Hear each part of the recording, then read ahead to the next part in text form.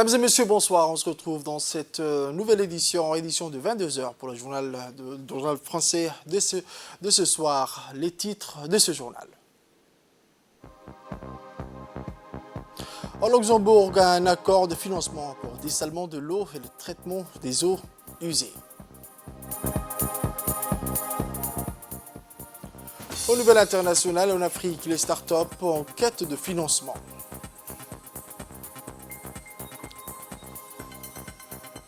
C'était les titres, mesdames et messieurs, les détails de ce journal. Je vous le disais dans les titres, en Luxembourg, une délégation conduite par le ministre de l'économie et des finances de Djibouti a rencontré les cadres de la Banque européenne d'investissement. Les deux parties se sont engagées dans des discussions constructives et des échanges fructueux concernant les différents projets de développement présentés. Ces discussions ont eu lieu dans le cadre de la signature d'une convention de financement de 79 millions d'euros pour soutenir le dessalement de l'eau, l'accès à l'eau potable, le traitement des eaux usées à Djibouti.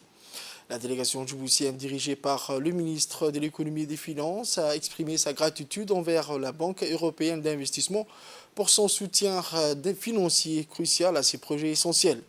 Lors des échanges, la Banque européenne d'investissement a exprimé son enthousiasme quant à la perspective de travailler en étroite collaboration avec Djibouti pour renforcer l'accès à l'eau potable et tout en renforçant la résilience du pays face au changement climatique.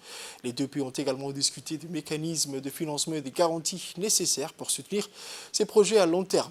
Les projets soutenus par la banque permettront d'améliorer la vie de plus de 555 000 personnes en garantissant l'accès à l'eau potable et en renforçant les infrastructures de traitement des eaux usées.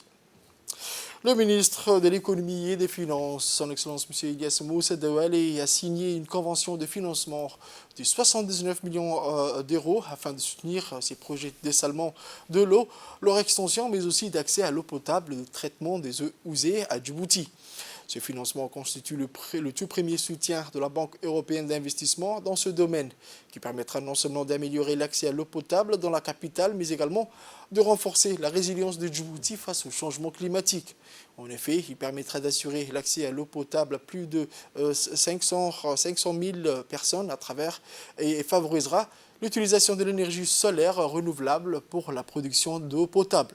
Ce projet marquera le premier investissement de la Banque à Djibouti par le biais de sa nouvelle branche de financement du développement, l'EIB Global. Le prêt à long terme accordé par la Banque des investissements européenne au ministère de l'économie et des finances de la République de Djibouti est garanti par l'instrument de voisinage, de développement et de coopération internationale de l'Union européenne. Djibouti, pour signer un accord historique, notamment l'extension de la station de dessalement à Djibouti et des composants qui incluent de traitement d'eau et une station solaire pour fournir de l'électricité pour l'extension qu'on a financée. C'est un accord historique parce que ça permettra de doubler la capacité de la station de dessalement.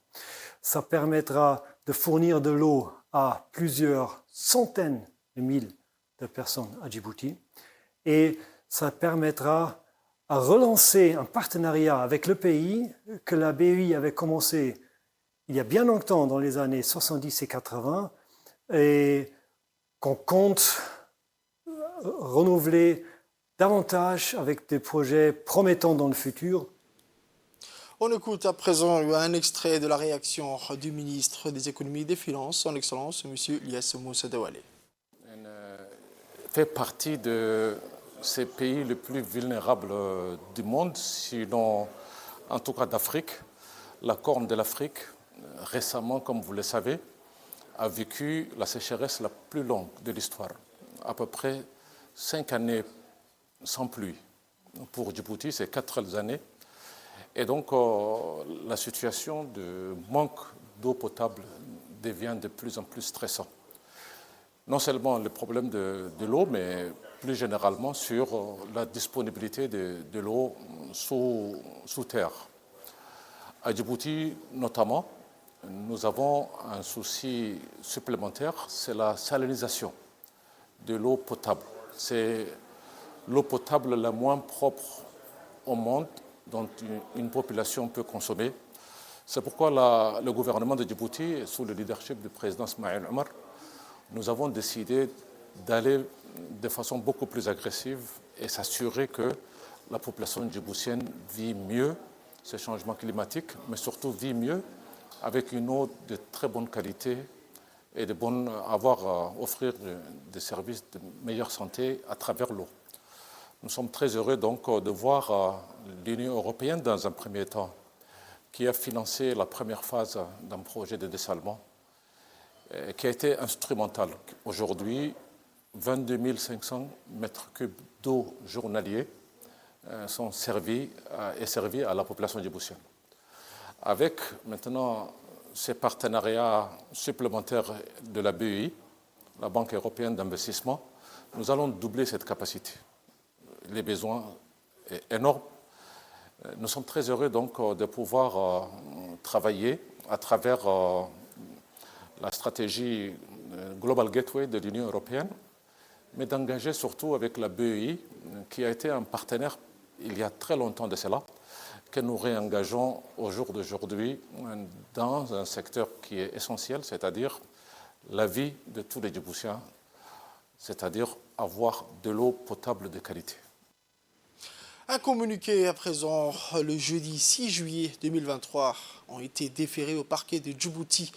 Les deux nommés, Mademoiselle Habon Mahmoud Hamid, Mademoiselle Asma Kamel Hussein et Amran Jama Ahmed, ces 10 ans membres d'une organisation dénommée RAD, poursuivis pour avoir, dans la nuit du 26 juin dernier, usurpé les fonctions des forces de sécurité et d'avoir porté de manière fallacieuse l'uniforme de cette dernière, à savoir l'uniforme de la police, la garde-côte et de l'armée djiboutienne, de sorte à créer la confusion et à induire en erreur les citoyens.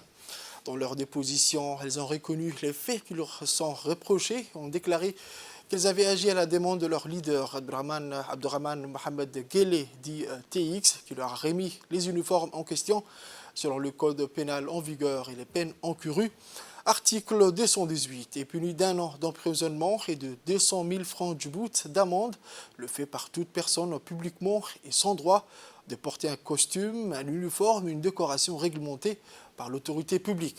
L'article 219 est puni d'1 an d'emprisonnement et de 200 000 francs d'amende, le fait par toute personne publiquement de porter un costume ou un uniforme, d'utiliser un véhicule ou de faire usage d'un insigne ou d'un document présentant avec les costumes, uniformes, véhicules, insignes ou documents distinctifs réservés aux fonctionnaires de la police nationale ou aux militaires, une ressemblance de nature à causer une méprise dans l'esprit du public.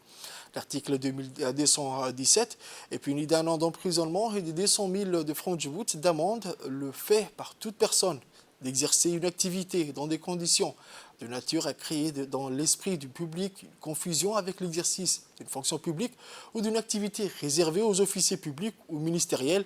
Ces informations ont été communiquées par le parquet de Djibouti. Aux nouvelles du pays, un atelier consacré à la formation régionale des accords bilatéraux de migration, de la main-d'œuvre et du recrutement éthique s'est clôturé le jeudi 6 juillet à l'hôtel Acacia. Cette cérémonie de clôture était présidée par le secrétaire général du Travail, M. Abdallah Ali Ahmed, et a vu la présence des représentants de l'OIM et des États membres de l'IGAD. Cette formation dispensée par des experts régionaux au profit des hauts fonctionnaires des États membres de l'IGAD vise à doter les institutions de ministères chargés du travail des moyens adéquats pour atteindre les objectifs de migration de travail sûrs et ordonnés, les accords bilatéraux, les conventions de partenariat et protocoles qui sont des instruments d'intervention privilégiés pour asseoir une migration de travail régulier. À la fin de ces formations, les remises de certificats ont été distribuées aux différents participants.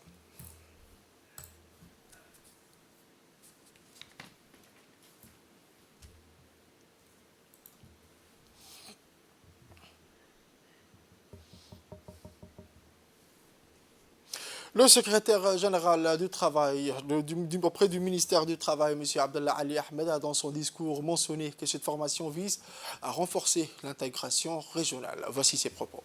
Cette formation dispensée par des experts au profit des hauts fonctionnaires des États membres du GGT, FRMM et ESA vise à doter les ressources humaines des institutions du ministère en charge du travail et les départements sectoriels des moyens adéquats pour atteindre les objectifs d'une migration de travail sûre et ordonnée. Les accords bilatéraux, conventions de partenariat, protocoles sont des instruments d'intervention privilégiés pour asseoir une migration de travail régulière et régulée. Ces outils édictent l'encadrement juridique, les normes qui s'appliquent à la migration du travail. Le déplacement de la main-d'œuvre entre pays doit obéir à des règles prenant en compte toutes les dimensions du travail décent. Les pays d'accueil doivent accorder une attention particulière à l'accueil, la rémunération, aux conditions de travail pour garantir les droits humains des travailleurs migrants.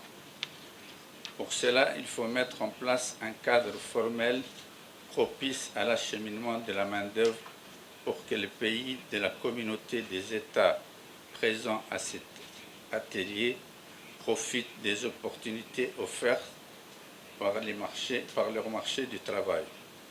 Aujourd'hui, plus qu'hier, nous devons privilégier et promouvoir la migration du travail régulière et progresser dans la mise en place des instruments juridiques adéquats. Je vous emmène à Alissabie où le préfet de la région Assadjoug, M. Abdelmalik Mohamed Benoïta, accompagné par sa préfète adjointe, Mme Saïda Wabri, a fait immersion jeudi dernier à l'hôpital régional Dr Ahmed Absi Warsama dans le but de prendre contact avec ses responsables administratifs et les professionnels de soins de santé. Et ce, pour s'enquérir de la situation de fonctionnalité des différents services de soins du centre hospitalier. Pour rappel, depuis son inauguration en avril 2016 par le chef de l'État, son Excellence M. Ismaël Omar Guelleh, ce centre médical moderne assure le diagnostic, la surveillance et le traitement des malades, des blessés et femmes enceintes, mais aussi mène également des actions de prévention et d'éducation à la santé. Ces structures sanitaires à l'architecture récente, non pavillonnaires, disposent de tous les plateaux techniques en vigueur en République de Djibouti. Les différents soins médicaux offerts sont la médecine polyvalente, l'ophtalmologie, la stomatologie, la pédiatrie, les urgences, la maternité, les chirurgies orthopédiques, viscérales, abdominales et évidemment un service de mise en charge de réanimation. La visite du préfet a été organisée et conduite de façon méthodique et ordonnée par le premier responsable de ces lieux. Le préfet a des visu constaté également les matériels et autres appareils médicaux modernes. Après le passage des services des urgences, le préfet Abdelmalik Mohamed Benoïta a été introduit dans la grande pharmacie où les stocks des médicaments et autres produits des soins sont stockés. Cette immersion du préfet dans les diverses unités médicales et paramédicales a permis de découvrir les installations modernes et très bien équipées. Le préfet a souligné ainsi l'importance d'un tel engagement et a exprimé ses encouragements envers le personnel de l'hôpital pour leur dévouement sans faille.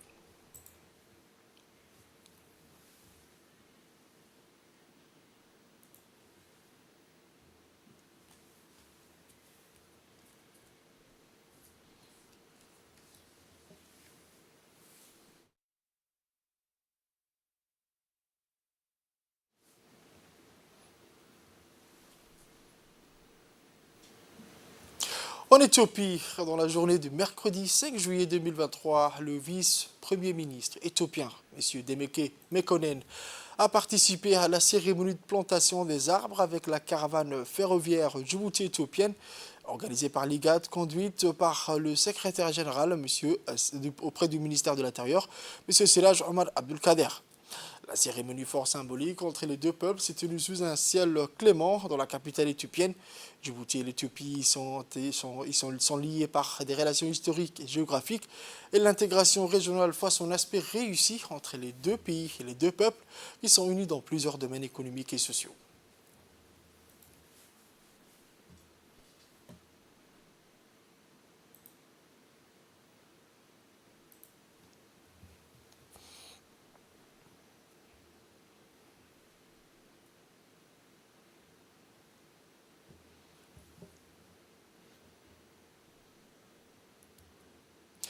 Dans la journée du jeudi 6 juillet, la caravane ferroviaire djibouto-éthiopienne, toujours conduite par le secrétaire général auprès du ministère de l'Intérieur, a eu droit à une visite guidée dans le parc Unity d'Addis Abeba.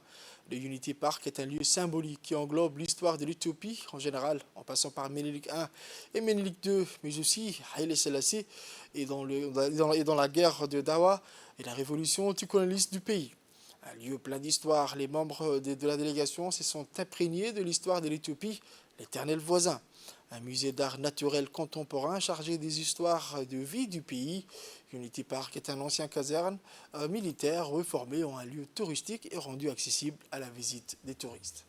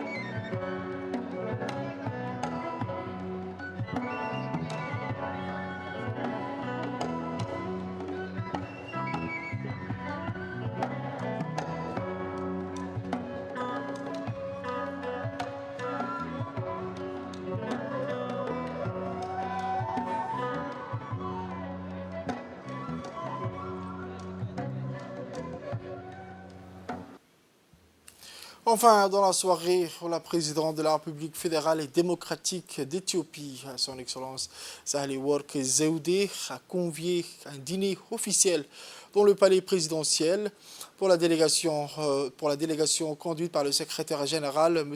Siraj, en compagnie du vice-premier ministre éthiopien, M. Mekonnen. Une soirée festive avec des chants et danses traditionnelles des différentes entités culturelles du pays, mais aussi de la musique classique orchestrée spécialement pour l'occasion.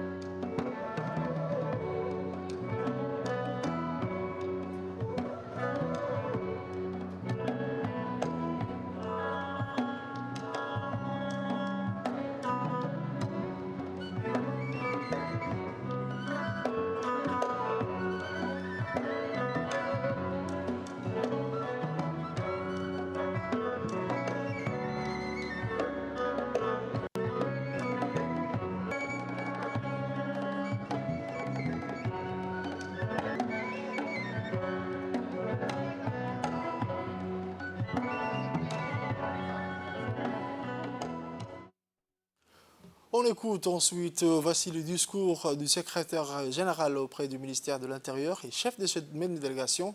On écoute M. Siraj.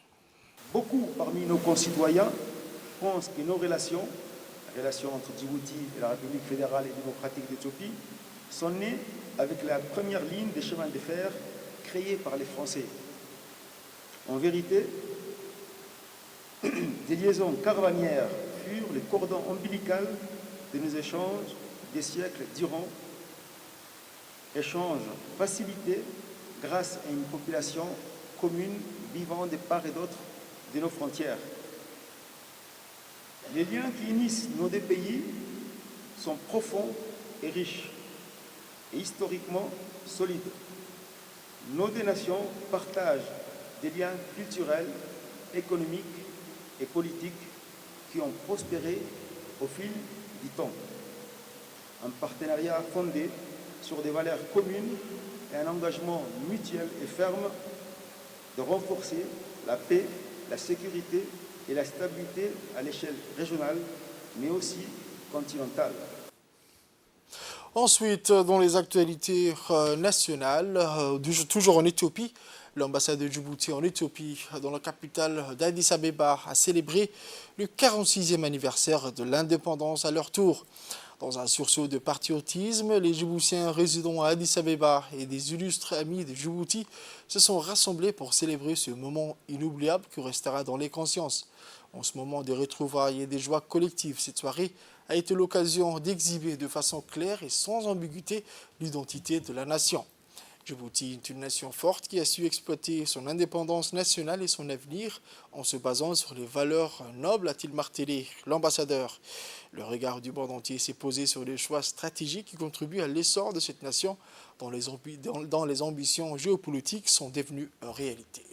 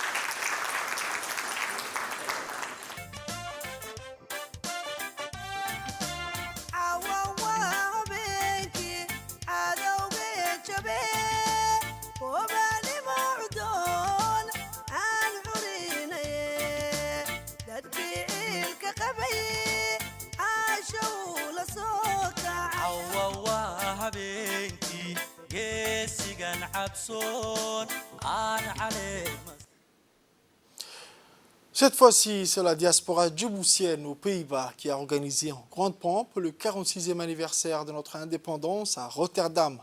L'ambassade de Djibouti accréditée aux Pays-Bas a répondu en honorant de sa présence dans cette célébration qui s'est déroulée dans un climat fraternel, patriotique et folklorique animé par deux chanteurs qui sont les anciens de la célèbre troupe 4 Mas, en la personne Aden Gueissale et Mme Feiza, accompagnés par deux étoiles montantes de la scène djiboutienne. Au cours de la célébration, le premier conseiller de l'ambassade de Djibouti a relayé le message de l'ambassadeur, son Excellence M. Aden Mohamed Leita, qui a porté sur l'unité et la cohésion sociale entre les Djiboutiens aux Pays-Bas et ont travaillé en synergie parmi les associations djiboutiennes basées dans ce pays. La célébration s'est clôturée à minuit avec l'hymne national djiboutien.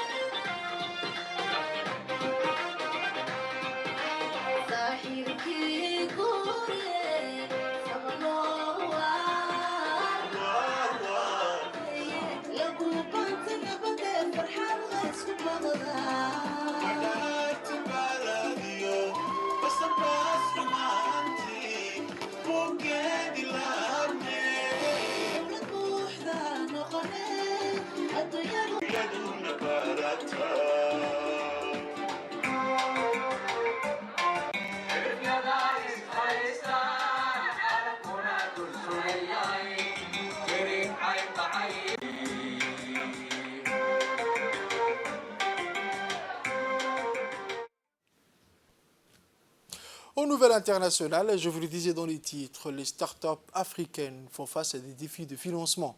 Malgré la dimension novatrice de leurs projets, beaucoup d'entrepreneurs doivent se battre bec et ongle pour lever des fonds. C'est notamment le cas de Kidous, PDG et cofondateur de Cubic, une start-up éthiopienne qui développe une technologie de recyclage de déchets plastiques en blocs de construction. Sur les 415 milliards de dollars de capital risque déployés dans le monde, un peu plus d'1%, soit 5,4 milliards de dollars, va à l'Afrique. Et sur cette somme, 80% vont à 4 pays seulement, l'Afrique du Sud, le Kenya, le Nigeria et l'Égypte. Les startups africaines sont confrontées à une myriade d'obstacles, qu'il s'agisse des lois et réglementations, du manque d'infrastructures ou de la fragmentation du marché continental. C'est la fin de ce journal de 22h, mesdames et messieurs. Merci à vous de l'avoir suivi et restez avec nous pour la suite du programme sur Télé Djibouti.